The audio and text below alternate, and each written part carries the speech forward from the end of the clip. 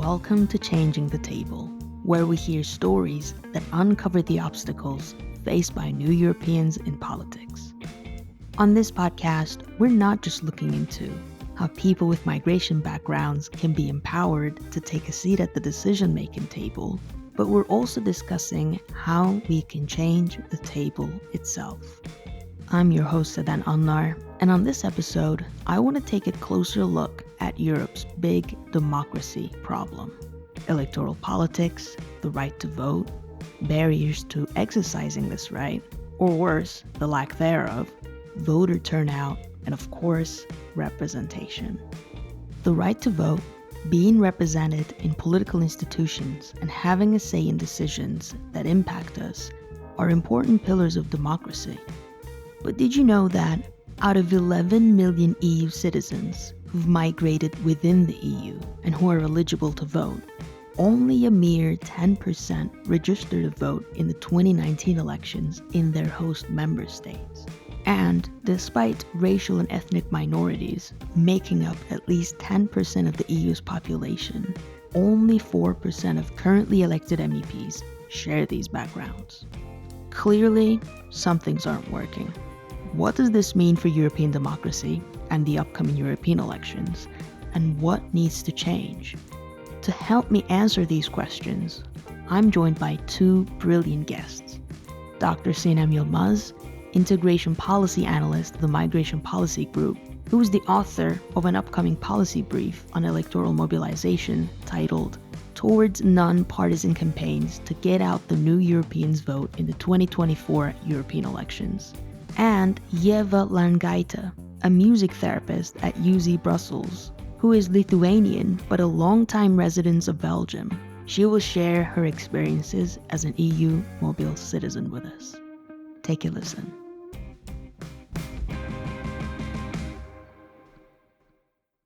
Ieva, Sinem, thank you so much for joining me on the podcast. Just so our listeners know, we all live in Belgium, but none of us are actually originally from Belgium. Could you both describe where you're from and when you moved to Belgium, your journeys as new Europeans or migrants? Sina, maybe we can start with you. Yeah, thank you, Seden. Yes, I am originally from Turkey. I moved to Belgium, I think 11 years ago, if I'm not wrong. So it has been a lot. I came here as a master's student, and then I was not planning to stay, but then I stayed. So I'm here for the past more than 10 years, I think. So yeah, that is my New Europeans, becoming a New Europeans story. The number of times I heard, I wasn't planning on staying, but I stayed in Belgium. What about you, Yeva? Hello, everyone. So for me, it's actually exactly the same story. But it was actually in our generation very popular to go study abroad because I am from Lithuania, and Lithuania was not free until 1991, the year that I was born. So then the borders opened up, and especially after we joined European Union and NATO, so it was easier to travel. So everyone went to study abroad. So I went to The Hague, and then, I think also 11 years ago, I came to Belgium. Also didn't have any plans actually what I will do further or where I will go. That's great. You two have something else in common. You're both going to vote in Belgium for the first time in the upcoming 2024 elections, in the European elections, which is great.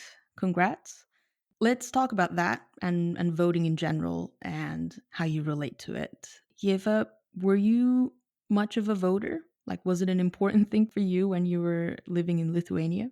So I left Lithuania when I was 18, so I was not much of a voter, but in Lithuania, voting is extremely important. So I knew already from teenage years that I will be voting in every election. And I was voting in every election in Lithuania, online or in embassy, because Lithuania was in occupation for so long.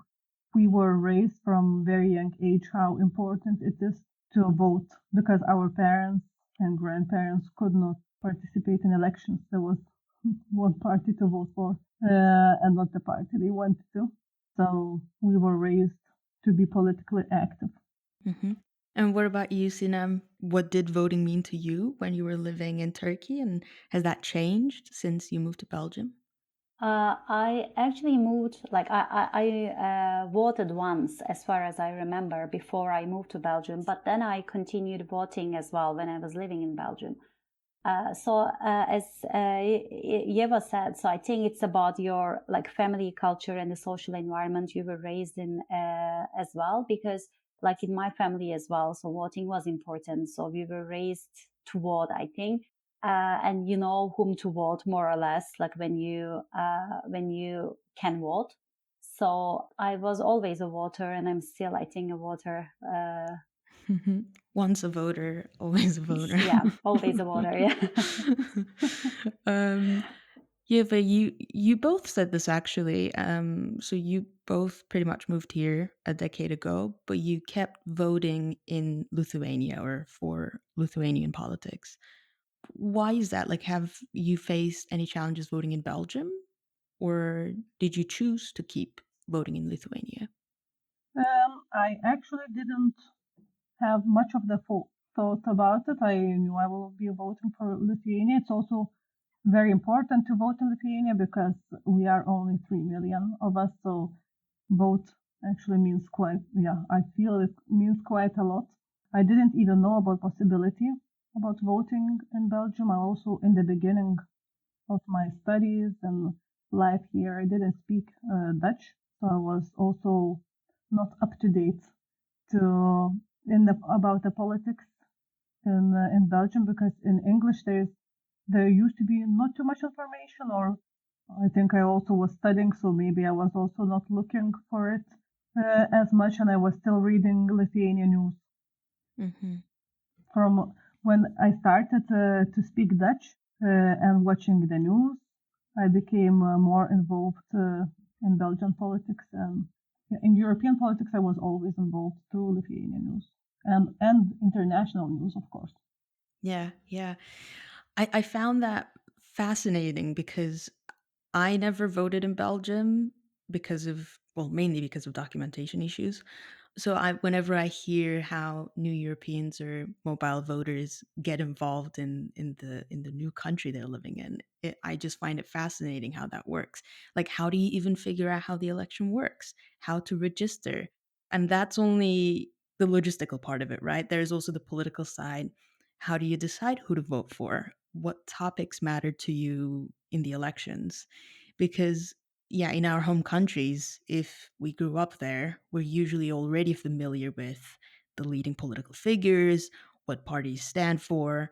How do you get familiar with all of that? Mhm. So I'm watching and reading Dutch news every day, RT's news. Then I also have very politically active friends. Also, my partner is Belgian, so with him we discuss what is going on in politics every day. And also, yeah, I work only in Flemish environment in the Brussels hospital, and all of my colleagues are Belgian.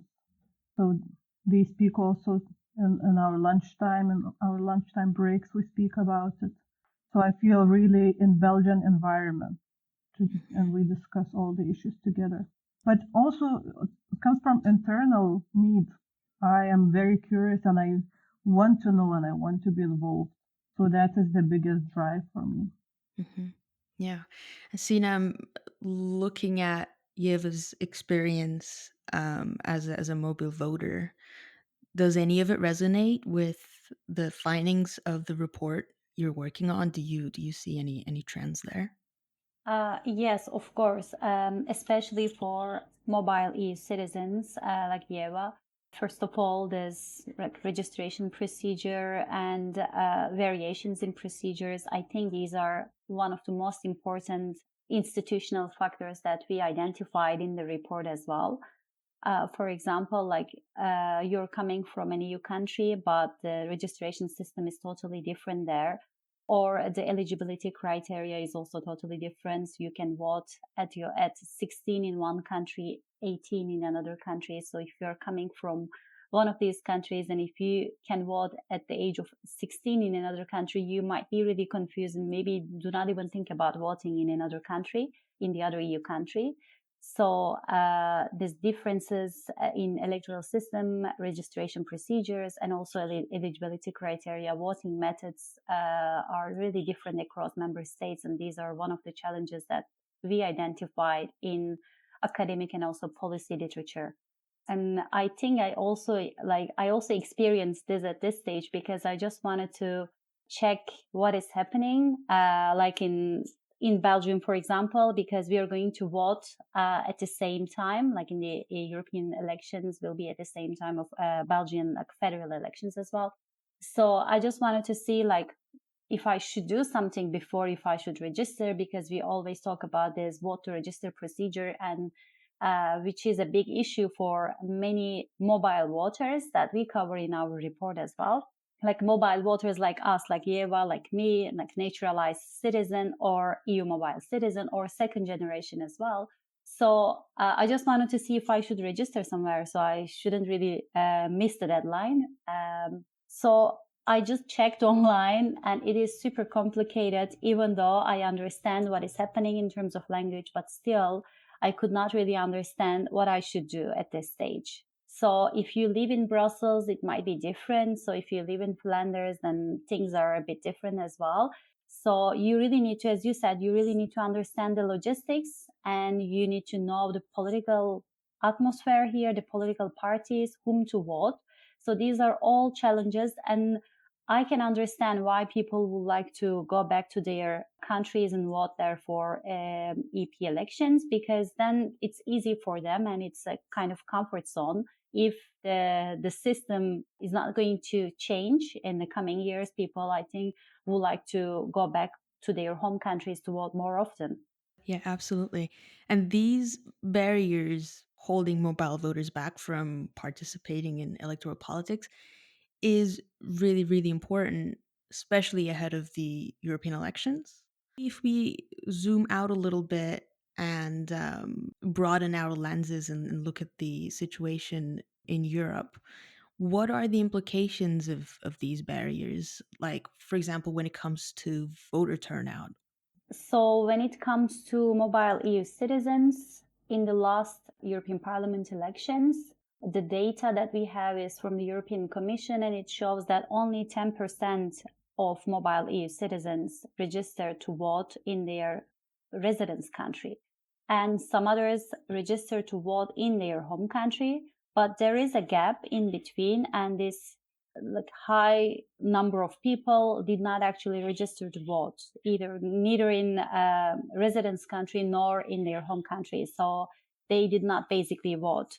For example, if you live in Belgium and if your home country is the Netherlands, of course, it's easy to go back and vote, or to France, be even to Germany, Austria. But if your home country is far away and if you're, let's say, in Belgium, then logistically as well, you really need to plan ahead and go and vote. So it takes a lot of efforts to vote. So why people will want that? And because of the EP elections and this second order election nature of the EP elections, like people think that it's less important than national politics or national elections. That's why we have this declining trend in EP elections, starting from 1979. But we had this hopeful trend in the last EP elections. That's why in these new upcoming elections, we really would like to underline as the importance of EP elections and the importance of campaigning, etc. So because we have a hopeful trend, and we have we might have another rise in this in the upcoming elections. Hmm.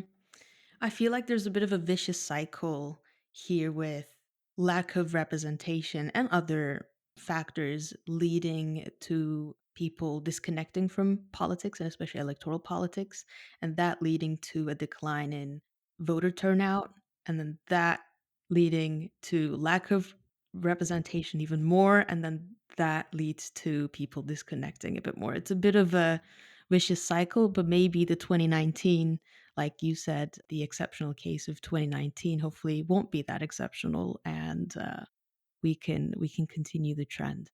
Yeva, in your experience, based on yours or maybe your friends, people around you that might have similar experiences, what do you think could have helped or would have helped you participate in electoral politics here in Belgium? What would you recommend policymakers to do to make it easier for mobile voters in Europe to participate in elections? Mhm. I have a lot of international friends that cannot speak Dutch, for example, and don't speak French very well. So it would be nice to have actually more information in English about the election. Also, everyone is using social media, so it would be nice to that there's more attractive maybe information there. But I also think this has something to do with integration and feeling a part of the country being involved. It comes obviously from both sides, so from the people who move here, but also feeling welcome in Belgium. So I think this is the big issue that politicians should be addressing or being concerned about. Mm-hmm. And what about you, Sinem? What are your recommendations based on the research? Yeah, first of all, like simplified voting procedures. I think that is one of the most important thing because when I went online like a couple of days ago to see what I should do for Belgian elections, I just needed information like very simple when, what, and how. So maybe 3 bullet points and really will help me to navigate the system and understand what is going on, but I couldn't find that. So there's And also, Sinam, if yep. you couldn't understand how that works as an expert, I don't know how we're meant to figure that all out. Yeah, I also thought about that, yes. And I thought if I should tell this or not, but I think this is the reality. So it's also a bit about Belgium as well, like this, like different languages, different systems. Mm-hmm. And I think when you go for the federal elections, I think this is what you should expect. But probably for Belgians as well, it might be a bit complicated. But yeah, I mean, so like we have to really accept that it is difficult. Although you know where to look at, sometimes it's not really easy to get what you need. So I think for people who are not super motivated to vote, it is even more difficult to make an effort to understand the system. And apart from that, this is, I think, for the administrative part and simplified administrative procedures, maybe like for EU mobile citizens, harmonized systems as well, like procedures in all across all EU countries, because especially for mobile EU citizens, it should be more or less similar to vote in a residence country or in their home country so that they don't need to go back to their home country to vote or not vote at all. And apart from that, as Yev also said, like integration is also very important, and the research showed this. I mean, it is also very effective when you are exposed to the political system of your host country. Let's say, then you're more likely to vote. For example, second generation votes more often, but still we see some patterns among this group as well. So their socialization and like their lifestyle also affect the first generation, also affects second generation. So the integration strategies of the countries indirectly also affect the political participation and electoral participation of mobile voters. And apart from that, there is one thing which is also quite interesting in terms of recommendations. Maybe this is also for long-term recommendations. This voting culture of the country. For example, in Nordic countries, people vote more often, and we see that foreign-born people, like mobile voters, they also vote more often in these countries. But when it comes to Eastern European countries, we see that the voting culture is different and people vote less often, and it also affects foreign-born and mobile voters as well in this country. So there should be like more education campaigns and also like raising awareness and the importance of voting in these countries so that it will also affect mobile voters. So it will affect the voting culture of the country and also the voting behavior of mobile voters. And maybe another long-term recommendation, like a recommendation that can have long-term impacts, is the education. Because like we said, integration and education is also very important. Generally for all voters, we see that when education level increases, likelihood to vote is also increasing. So among mobile voters as well, especially people with migration background, I think investing in education and relevant targeted campaigns will also be helpful in the long term. These recommendations, I mean, you both gave such concrete examples and recommendations, and they're creative as well, but I also feel like they're quite common sense, right? Which makes me think why they haven't already been implemented. Sina, what do you think would take to get these recommendations implemented? If we look at the EU mobile citizens case and the harmonized system of voting procedures and voting registration across EU countries, there are some efforts from the EU side. There are some directives and also some initiatives to make it easier, but I think this harmonization is really about national politics as well. So each member state decides its own rules and procedures. So it's not really in the capacity of the EU to come and say, yes, we are harmonizing the system. So there are pros and cons in that as well. So it's a long discussion from the EU side as well. That's why I think it's difficult to have one system, at least for the European Parliament elections. But I really don't understand this, like simplifying registration procedures. It shouldn't be difficult. So, I mean, we are using like technology, digitalized tools and everything. So it should not really be difficult to simplify this procedure so that everyone can understand. I'm not even talking about the multilingual aspect or like having multiple languages on the websites as well. But even in the original language, it should be more simplified. So it's difficult to answer because I'm also questioning this. Like, what voting is important, election is important, and we're talking about the general decline in elections globally. So it's, I think, a threat to democracy, but at the same time, we are not doing enough to simplify this process. So I really don't have like a clear answer why it is not happening, although it's common sense. Yeah, yeah. And those details and nuances make a big difference, right? At the end, a big group of people might, like you said, miss the chance, the opportunity to register. And maybe that's one of the messages. General information might be there, but the question is whether the information is inclusive, whether it's applicable for all the backgrounds that are trying to participate in electoral politics in the country. And like you said, Sinem, it does have big consequences. We talk about real life examples here, but politically as well, it is a threat to democracy.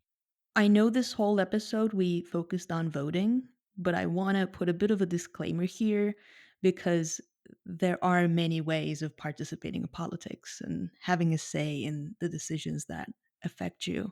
Voting is only one of them.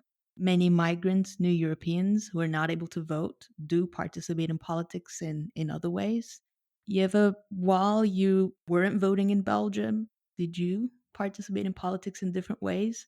And the last question we ask to our guests on the podcast is usually about a joyful or important moment they remember in relation to the topic. Do you have a moment like that you remember from a time when you did participate in politics in Belgium? Yes, so I was participating in politics before, for example, by going to protest when the war in Ukraine started. And that was actually a very joyful moment there to be together with everyone and to be able, actually, just to be able to participate for me is already a very important thing. And especially to go together with your community, also be together with and Belgians and Lithuanians and Ukrainians and everyone together. This makes me happy. And this makes me happy that there is a possibility to do protests. And there are so actually quite a lot of protests and possibilities to protest here in Brussels. I'm very lucky that I live in Brussels and there is a very little barrier for me to go and protest. And I am also quite active in my own social media. My social media is not public, but I share political news. For example, now about the war between Israel and Palestine, I share it also in the social media. And yeah, I know some people already told me that they didn't know the information before I posted. So that is also fulfilling for me. I think that's important to keep in mind, that there are other ways we can be politically active, even if we cannot be on paper. While Eva was answering the question, I was just thinking my own experience, and I just realized that my political participation activities were usually more relevant to the EU level works, like really local Belgian politics and also activities in Belgium.